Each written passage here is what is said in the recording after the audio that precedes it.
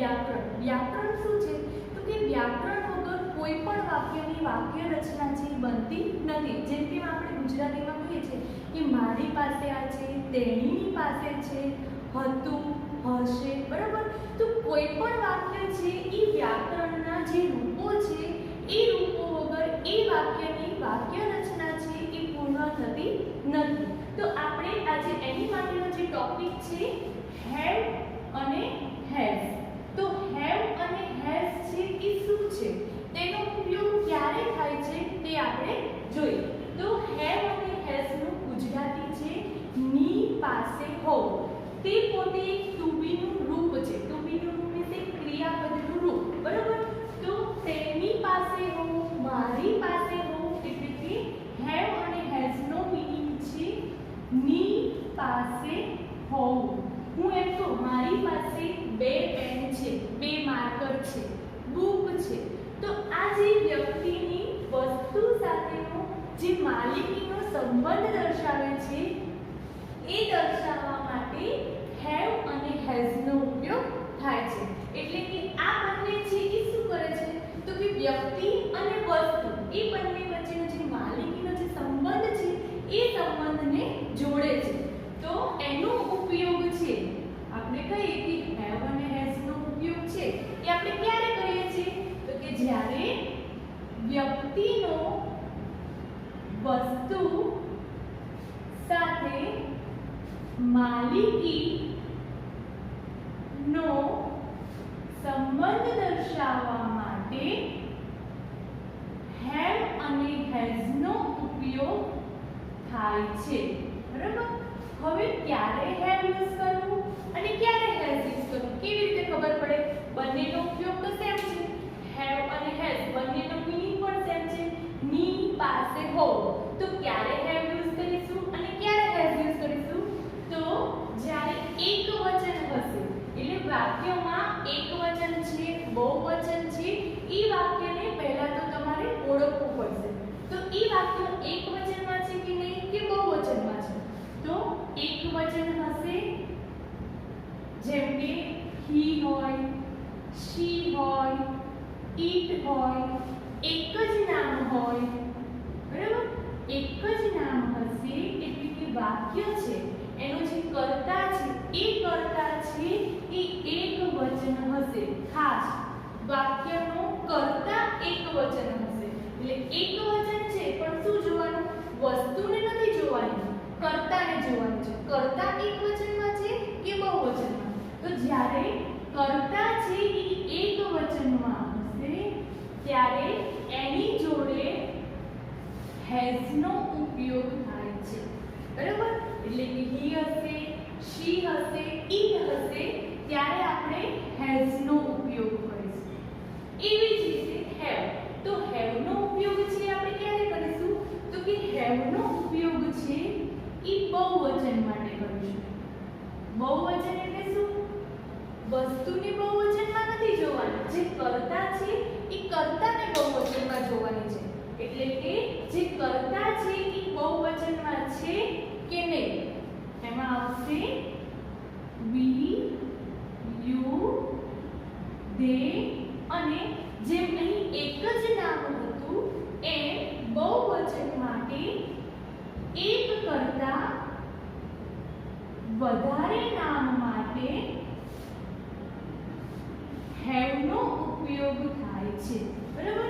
જ્યારે પણ એક કરતા વધારે નામ હશે એટલે કે કર્તા જે છે એ કર્તા બહુવચનમાં હશે ત્યારે એનો ઉપયોગ છે એટલે એની સાથે હેવ નો ઉપયોગ કરવામાં આવે છે। તો હેવ નો ઉપયોગ જ્યારે કર્તા બહુવચનમાં હશે ત્યારે હેવ નો ઉપયોગ કરવામાં આવે છે। એટલે હેવ અને હેઝ છે એ બંનેનો ઉપયોગ વસ્તુની માલિકીનો જે સંબંધ છે વ્યક્તિનો અને વસ્તુનો એ બંનેનો એકબીજા સાથેનો સંબંધ છે એ દર્શાવે છે। એટલે હેવ અને હેઝ। એવી જ રીતે આપણે કહ્યું કે he, she, it એક જ નામ હશે ત્યારે આપણે હેઝ યુઝ કરીશું। આ હતું બહુવચન, બહુવચન માટે આપણે હેવ યુઝ કર્યું। હવે બહુવચન I છે એ શું છે એકવચન છે, છતાં પણ એ પહેલો પુરુષ એકવચન છે, એટલા માટે એની જોડે have યુઝ થાય છે. આ ખાસ યાદ રાખવાનું. I છે એ એકવચન હોવા છતાં પણ પહેલો પુરુષ છે, એટલા માટે એની સાથે શું યુઝ થાય છે? have યુઝ થાય છે. એની સાથે એકવચન છે, પરંતુ has યુઝ થતો નથી. અને અહીં એ યાદ રાખવાનું કે એકવચન છે, પણ કયો એકવચન છે? તો કે ત્રીજો પુરુષ એકવચન હોય ત્યારે. આ he છે, she છે, it છે, એ ત્રીજો પુરુષ એકવચન છે.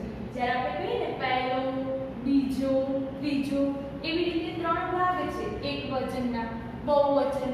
તો ત્રીજો પુરુષ એકવચન હશે, એમાં આવશે he, she, it. એની જોડે યુઝ થશે has. અને એવી જ રીતે we, you, they એ બહુવચનમાં છે અને પહેલો પુરુષ એકવચનમાં આવશે have. એવી જ રીતે બીજો પુરુષમાં આવે છે you. તો આપણે અહીંયા ટેબલ્સ દ્વારા સમજીએ કે I હશે, we હશે, you હશે, they અને એક કરતા વધારે નામ હશે ત્યારે હંમેશા have નો યુઝ કરો.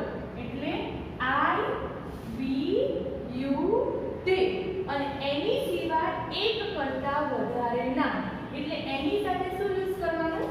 તો કે have નો યુઝ કરવાનો. એવી જ રીતે ત્રીજો પુરુષ એકવચન છે, તો ત્રીજો પુરુષ એકવચન માટે he, she, it અને એક જ નામ, તો એની સાથે છે એ આપણે have યુઝ કરીશું. તો આ છે એ આટલું ટેબલ્સ છે, એ આપણે યાદ રાખવાનું કે કોની સાથે has યુઝ થશે અને કોની સાથે have યુઝ થશે. તો આજે have અને has નું જે આપણે એક્સપ્લેનેશન કર્યું એ આપણે થોડા એક્ઝામ્પલ દ્વારા સમજીએ. તો અહીં આપણે એક્ઝામ્પલ છે, તો ફર્સ્ટ બ્લેન્ક જોઈએ. વિક્રમ પ્લાન અ સ્કૂટર. હવે અહીં આપણે જોઈએ કે એક નામ, તો વિક્રમ છે એ નામ છે, બરાબર. ભલે પુરુષ માટે આપણે he, પણ અહીંયા he યુઝ નથી કરેલું, અહીંયા નામ આપેલું છે. તો વિક્રમ છે એ નામ છે. તો જ્યારે પણ તમને એક જ, ભલે ગર્લ્સનું નામ હોય, બોય્સનું નામ હોય, પણ નામ જોવાનું એક જ નામ આપેલું છે. હા, જો એક જ નામ આપેલું હશે તો એની સાથે તમારે has યુઝ કરવાનું. અહીં પાછા નામમાં ખાસ જોવાનું, એક કરતા વધારે નામ હશે એટલે બહુવચન થશે. બહુવચનની જોડે આપણે શેનો યુઝ કરીએ છીએ? have. પણ અહીંયા એક જ નામ છે, એકવચન છે, એટલા માટે અહીંયા આપણે યુઝ કર્યું has. ઓકે, હવે નેક્સ્ટ ખાલી જગ્યા જોઈએ. you plan to eraser. તમારી પાસે બે ઇરેઝર્સ મીન્સ રબર, બે રબરો છે. તો અહીં તમને શું આપેલું છે? તમે બીજો પુરુષ એકવચન. તો હંમેશા આપણે જોયું કે I, we, you અને they હશે, તો you ની જોડે પણ આપણે શેનો યુઝ કરીશું? have. તો અહીંયા આવશે you have two erasers. અહીંયા આપણે two erasers, બંને રબરો. આપણે અહીં બહુવચન છે એ નથી જોયું, આગળનો જે કર્તા છે એ કર્તાને ધ્યાનમાં રાખીને have અને has છે એનો ઉપયોગ કરીએ છીએ. નેક્સ્ટ પ્લાન જોઈએ. we plan a big house. અમારી પાસે big means મોટું, house means ઘર. અમારી પાસે a means આપણે એમ ના કહીએ we plan one big house, પણ જ્યારે પણ એ યુઝ કરેલું હોય એનો મતલબ એવો થાય છે કે એક જ એ વસ્તુ છે એ તમારી પાસે એક જ છે. તો જ્યારે એક જ વસ્તુ હોય ત્યારે એની પાસે આપણે વન નથી લખતા, પણ એ યુઝ કરીએ છીએ. તો એ છે એવું જ દર્શાવે છે કે આપણી પાસે એક વસ્તુ છે. તો અમારી પાસે એક મોટું હાઉસ છે. તો જ્યારે we આવે ત્યારે we ની જોડે શું યુઝ કરીએ? we have a big house. અહીંયા we આવ્યું એટલે આપણે એની જોડે યુઝ કર્યું have. we અમારી પાસે, એટલે આ જે કર્તા છે એ કર્તા છે બહુવચનમાં છે એટલે આપણે એની જોડે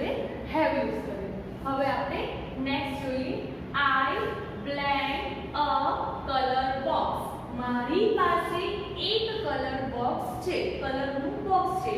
તો કે આઈ છે, તો આઈ ની જોડે આપણે શું યુઝ કરીશું? તો આઈ છે પહેલો પુરુષ એકવચન છે જેની જોડે હંમેશા હેવ યુઝ થાય છે. તો અહીં આઈ છે એટલે એની જોડે આપણે યુઝ કરીશું have. I have a colour box. Okay, next જોઈએ. Walter and Mary plan red bicycle. તો નામ તો છે પણ કેટલા નામ છે? એક કરતા વધારે નામ આપેલું છે. જ્યારે એક જ નામ આપેલું હશે ત્યારે શેમાં હશે? એકવચનમાં હશે.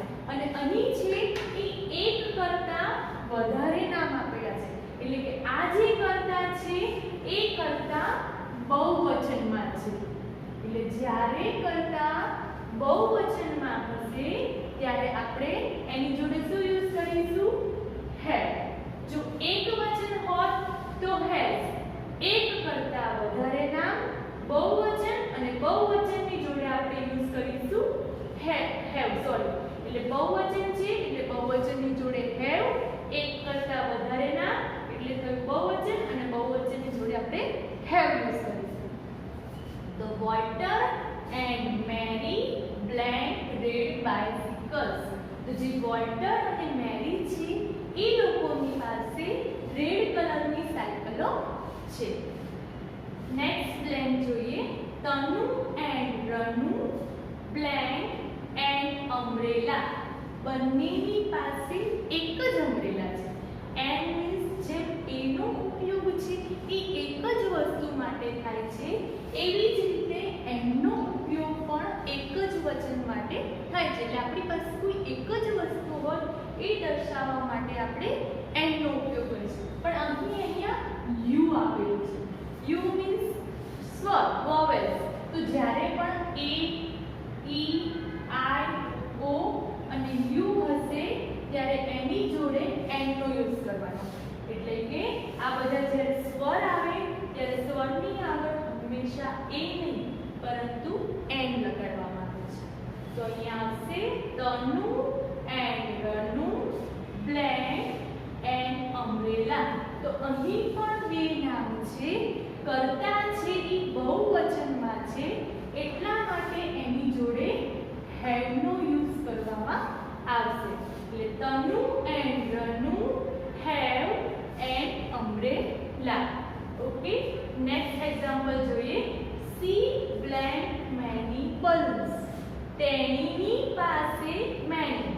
મેની મીન્સ ઘણા બધા. બલૂન્સ મીન્સ ફુગ્ગાઓ. તો તેણીની પાસે ઘણા બધા ફુગ્ગાઓ છે. તો તેણીની પાસે ફુગ્ગાઓ છે પણ અહીંયા ફુગ્ગાઓ નહીં જોવાનું. શું જોવાનું? કરતા. કરતા કોણ છે? શી. સી મીન્સ ત્રીજો પુરુષ એકવચન. ત્રીજો પુરુષ એકવચન હશે ત્યારે એની સાથે આપણે શું યુઝ કરીશું? તો કે સી હેઝ. તો she has many balloons. Okay, next example જોઈએ. Abdul and Yumi blank their shoes. તો તેઓની પાસે તેઓના શૂઝ છે. તો અહીં પણ કરતા છે એ બહુવચનમાં છે. એક કરતા વધારે નામ છે એટલા માટે આપણે શું યુઝ કરીશું? હેવ યુઝ કરીશું. અને ધેયર મીન્સ તેઓનું. They, their. બરાબર? તો જ્યારે પણ એક કરતા વધારે નામ હોય એની સાથે તમારે એમ દર્શાવવું હોય કે તેઓ છે અને તેઓનું છે ત્યારે તમારે શેનો ઉપયોગ થાય છે? ધેયરનો ઉપયોગ થાય છે. તો Abdul and Yumi have their shoes. Next example જોઈએ. He blank red book. તેની પાસે રેડ બુક છે. તો અહીં પણ કરતા છે એ હી છે. હી મીન્સ ત્રીજો પુરુષ એકવચન. તો જ્યારે પણ ત્રીજો પુરુષ એકવચન હશે ત્યારે આપણે શું યુઝ કરીશું? હેઝ. તો he has red book. Okay, તો આપણે એક્ઝામ્પલ દ્વારા સમજ્યું કે હેઝ અને હેવ એ બંનેમાં શું ડિફરન્સ છે. ક્યારે હેવનો ઉપયોગ કરવાનો અને ક્યારે હેઝનો. તો આપણે જોયું કે કયો કરતા છે એની જોડે હેવ યુઝ થાય છે અને જે કયા કરતા છે એની જોડે હેઝ. તો જ્યારે પણ તમે હેવ અને હેઝ